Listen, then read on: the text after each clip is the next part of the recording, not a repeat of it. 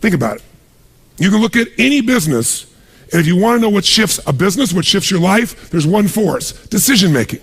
Decision-making is the force that shapes destiny, personal, corporate, business destiny. How many of you can think of decisions that you made years ago, 1 or 2 decisions, 5, 10, 15 years ago, that decision, you may not have realized it at the time, but that decision was one of the most important decisions of your life. If you'd made a different decision there, you've gone a different direction, your life would be completely different today. Who can relate to this in your life? Say I. The secret then is getting darn good at making more effective decisions. Now, by the way, are we always going to make the right decision, yes or no? Absolutely not, no way in a million years. But most people don't have the guts to make the tough decisions because they want to make the right decision, so they make no decision. And that's a decision. Isn't it true? And what happens is the world takes them over. So decision-making is the power. Now, there's 3 decisions you're making every moment of your life and of your business. And you're making it right now in this room. And if you're watching here on film especially, you might make some decisions because you're not in the environment that's different. But the first decision you're making every moment of your life that affects your life and business is, what are you going to focus on? Because whatever you focus on, you're going to feel. So as a business owner, every employee you have each day comes in and they make decisions about what to focus on. Some people focus on their own needs. Some people focus on the customer's needs. Is that going to change the quality of what your business does? How it does, yes or no? A little or completely? Completely. Some people focus on what they can't control every day. Can you predict, if you're focusing every day on what you can't control, how you're going to feel about your life or your business? You're going to be overwhelmed, you're going to be depressed, you're going to be frustrated. Right now, you're deciding what to focus on. You can be focusing on, okay, we're getting into it now. I got the energy. Now we're going to get into the meat of this. You're right. All business is decision-making. Better decisions, better life. Or you could be saying, wow, my neighbor smells after all that jumping up and down. Notice that focus, right? Whatever you focus on, you're going to experience, though. True? Now, some people make a decision, and then they focus on the decision about how it didn't work out versus what they learned. Because there are going to be plenty of decisions that don't work out. In fact, probably if we were honest, most of us forget them. But most of our decisions aren't necessarily the right decisions if we make gutsy ones. But the ultimate decision is the ability to choose again. So focus is a decision. It's happening right now. It's happening in your business. But here's what we're looking for. There's a pattern of focus. At some stages in business, as you're going to learn today, the focus of the entrepreneur in the business is increasing sales. And they increase sales, and when they're successful, they eventually fail. Because their sales are increasing, but what's not? Someone tell me, what's not? Profits. Some people are totally focused on profits. Can you make any company profitable, yes or no? Sure you can. Cut enough stuff, you can make any company profitable for a while. A day, a week, a month, a year, a decade. True? At different stages in the business, you must change your focus. There's a life cycle to a business. If you're going to make effective decisions, you got to know where you are on that life cycle. You make decisions differently for a teenager than a toddler, than a grown adult, don't you? Same thing's true in a business, in your life. So if you're going to control your life, the way you take control is making new choices. If you don't like how things are, what do you got to do? Change it. And to change it, you have to make a decision. And by the way, leaders make decisions. That's what makes somebody a leader. They have the guts to make the most difficult decisions nobody else has the guts to make. And they know they're going to be wrong. But if they're wrong, what will they do? They'll know what they want, they see it's not working, and they'll do what?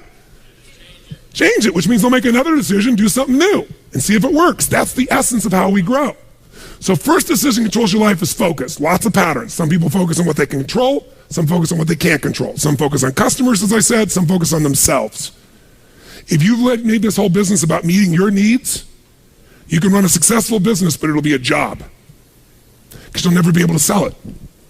Because if it's just meeting your needs, it's not a system. It demands your attention, your connection. It's giving what you want. But ultimately, it's not going to give somebody else what they want, so you can't sell it. If you can't sell your business, if you don't have an exit strategy, you have a job. I don't care how successful the business is.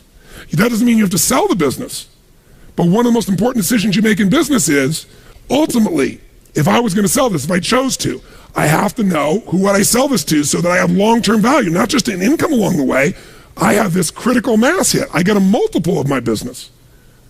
And most people don't have a clear exit strategy. They think I'll come up with that someday. You got to start with that end in mind. That's got to be part of your focus if you're going to be successful in your business.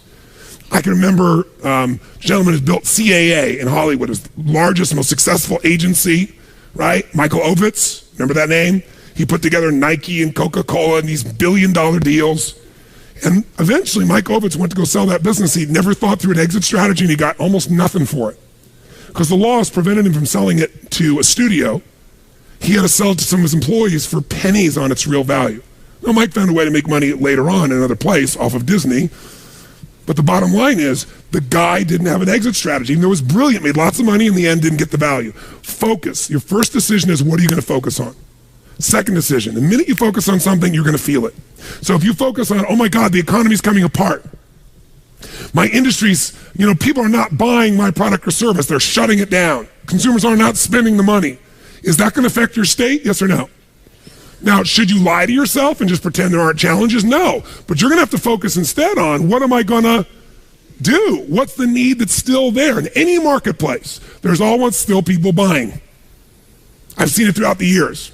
Even in some simple little business, let's say you're a realtor. You have your own little real estate office, or you kind of your own salesperson. You got a couple people that work with you that help you leverage yourself. Something that simple. I remember years ago, I met a woman named Marty Rodriguez. She's from the town I grew up in. She came to one of my seminars, and then she would be sitting in the front row, and in a year, I may have done 25 seminars. She was probably at 10 of them, same seminar, in the front row. This is a woman who was the #1 real estate agent for Century 21 in the free world. 9 out of 11 years. I watched her in good times make money, in the worst times make money. A few years ago, she sold more real estate in the city she's from than the entire multiple listing service of other agents combined. One person. Now she built it into a business. She's got a whole team that runs it, but it's still her. She built the brand. How does she do well when it's going horrible? She says, I love when the economy gets terrible because it gets rid of all those flaky realtors. All those flaky mortgage brokers. There's so many of them. They got in the business, was going up, and they all got successful because they were on a trend. When the trend crashed, they all left me all the business. She loves these times. But the reason is her focus is different. Does that make sense? Completely different focus. So, when you're focusing, you got to decide what I'm going to focus on. But as soon as you focus on something, even if it's not true, you're going to feel it. So if you think someone tells you, someone screwed you over, they took advantage of you, and you're like, what? And you're all upset, and you picture it in your mind, and now you're angry.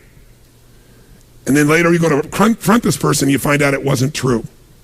Who's ever had something like this happen and felt like an idiot? Raise your hand and say I. But when you focus on it, does it control you? Do you feel it? Yes or no? So just write focus equals feeling. Whatever you focus on, you're going to feel. And as a leader, you're going to have to manage those feelings. And you're going to do it by managing your focus.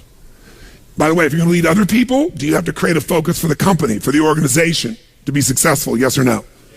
You got to find yourself, what are people focusing on? It's affecting all the decisions in the company. So as soon as you focus on it, finally get to decision number 2. Decision number 2 is, what does this mean? When you focus on something, you got to give it a meaning. Is this the end or the beginning?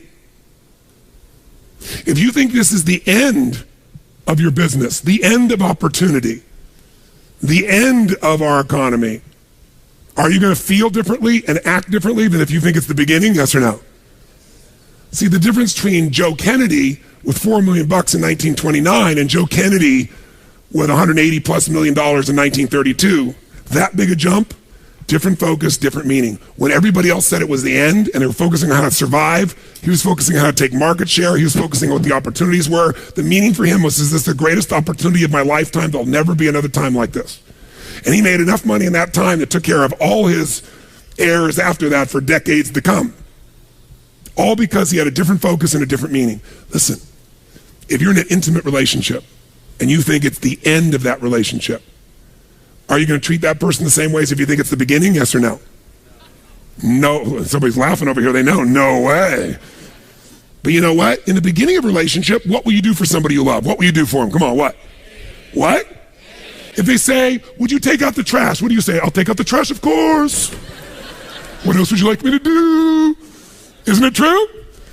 After 3 or 4 years, they say, or 5 or 7, they go, will you take out the trash? Person goes, what do I look like, your janitor?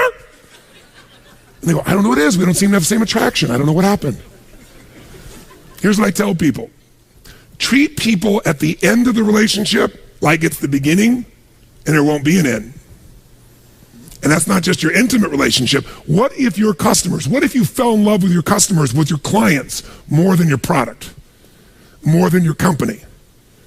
If your entire life was about meeting their needs, if you would do what for your customers and clients, you would do what? If you love your customers and clients, you do anything, guess what? They're gonna love you. But most people love their customers and clients as long as they buy from them, do what they want, respond to them. And when they don't, they go, that's the end. You want clients for life, not just customers? Fall in love with them. It's a different focus, isn't it? It's a different meaning. And that creates a different life because you make decisions differently from that place. There's another meaning. You know, is this punishment in my business? Am I being punished by God? Or am I being challenged? Or is this actually a gift what I'm facing right now? Whatever meaning you give controls what you feel. And what you feel controls the third decision. What are you going to do? Right? The minute you give it a meaning, you get a feeling. When you get a feeling, you're going to do something. You're going to take action. You're going to pull back. A whole economy is driven by this. People start focusing on, oh my God, maybe this is going to go on forever. Maybe I'm not going to get what I need. This might be the end of the way things are. I better pull in my reins. I better not spend this money. I better not take any action. And it becomes a self-fulfilling prophecy. How many know what I'm talking about here? So decision-making is your power. You want to change your business? Think about whatever's changed your business in the past. I guarantee what's changed your business is some decisions you made. You made some decisions that shifted your business in a radical way. Changed things in a way that shifted the game for you. Decisions about people, decisions about products, decisions about marketing or promotion, decisions about locations, decisions about what you're going to offer, your offerings, decisions. You want to change your whole business, you can do it next few days just with some new decisions, but you're going to get stimulated, all kinds of decisions to look at. You got to decide which ones will make the biggest difference. Today, again, is going to help you understand where those decisions need to be focused based on where you are in the life cycle of your business and where you are in your personal life cycle. By the way, do you make decisions differently? Do you look at time differently when you're 20 than when you're 30, than when you're 40, than when you're 50, than when you're 60, than when you're 70? Yes or no? It'll affect your decisions. Hello there and welcome. I'm Bob Proctor. You know, in 41 years in the same business, you learn something if you really want to make things fly. I have found that most people have difficulty with decision. They look at a problem, they see all the options, but they don't zero in on one. And until you zero in on the one and move into action on it, nothing happens. Decision is an interesting concept. I want you to let these lines that you're looking on the screen represent frequencies, because we think on frequencies, all right? They're levels of vibration. You saw in The Secret we talked about the law of attraction. Well, it's based on the law of vibration. The vibration you're in dictates what you attract to you. Now think about this for a moment.